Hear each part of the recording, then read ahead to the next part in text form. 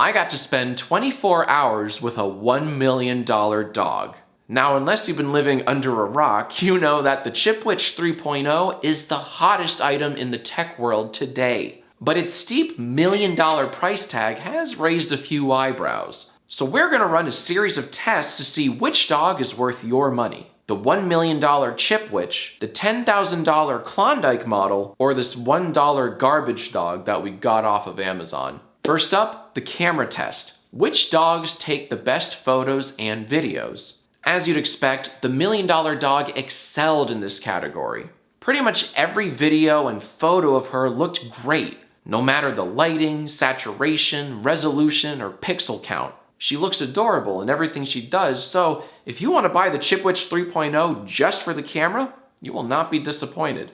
Now, the $10,000 dog performed admirably. While not quite as photogenic as the more expensive model, she still took surprisingly good photos and even some video too. However, like a lot of cameras, she doesn't perform as well in low light.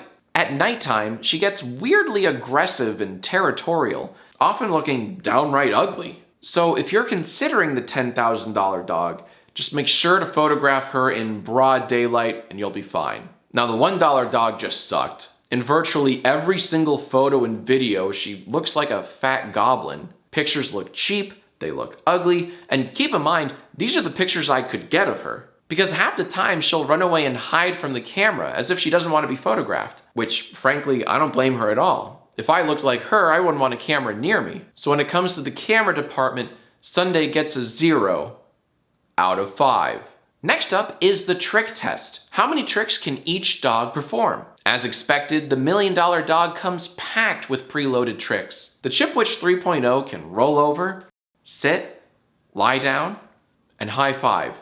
And with 6 terabytes of hard drive space and plenty of RAM to access it, you can teach her many more tricks on top of that. Now, the older and cheaper Klondike model knows a few tricks as well. Not as many, but she too can sit, lie down, high five, and she knows spin, which a lot of dogs in this price range don't know.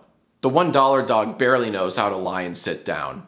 Barely. For some reason, she knows this trick called snoot, where she inserts her awful snout into your hands, and this is just useless bloatware that you can't uninstall. Thanks, Verizon. Next up, we gotta talk about the battery life on these dogs. The $1 million dog was able to last all day. This included multitasking with every app open.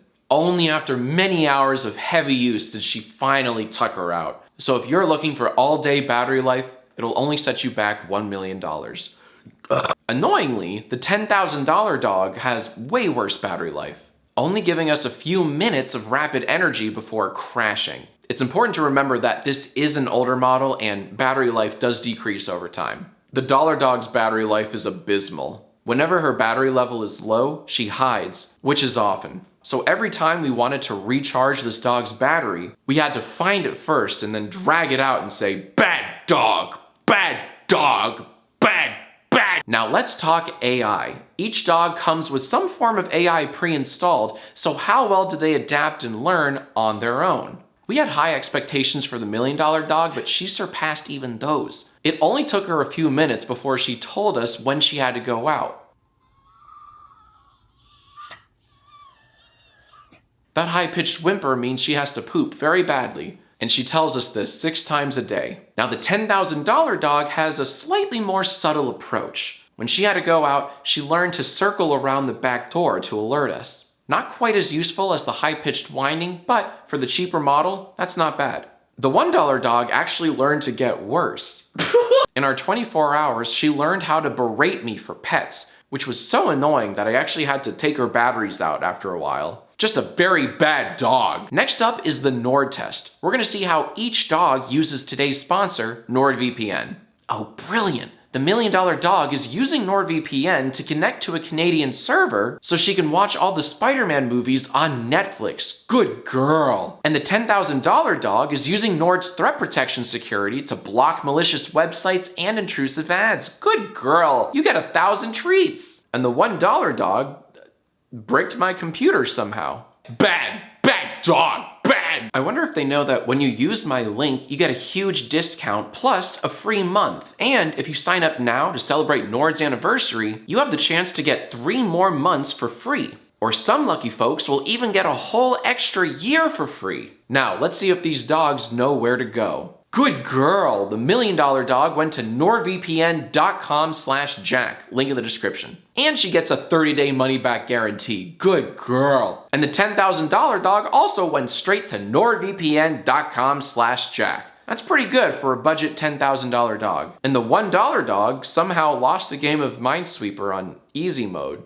I don't have the energy to be mad anymore. Now let's talk about their Bluetooth capabilities. How well do they sync up? This one was funny because the $1 dog repeatedly tried to sync up with the $1 million dog, which is like a tricycle trying to sync up with a rocket. It's just not gonna happen. Eventually, they all try to connect with each other, but unfortunately, the price points are just so far apart that you really need to buy 2 of each model if you want any synchrosity to happen. Next up is the kiss test to see which dog can give me a kiss on command.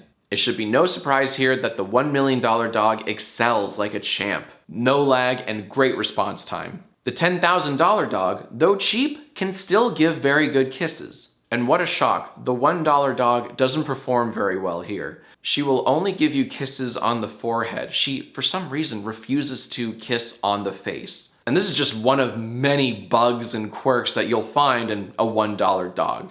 Buyer beware. All right, it's time for the final verdict. I can easily say that the $1 million dog is worth the hype. If you have the cash, I cannot recommend you a better flagship dog. Now, if you're not willing to spend that kind of dough, and you understand the compromises, then you'll be fine with the budget $10,000 dog. But whatever you do not spend even $1 on this thing. You'd be spending 99 cents too many. At best, this could be a gag gift for someone you hate. I'm gonna go ahead and return this because I'd rather have the $1. Time to go in the forever box. Put your head down, Tubby. Air hole, air hole, air hole.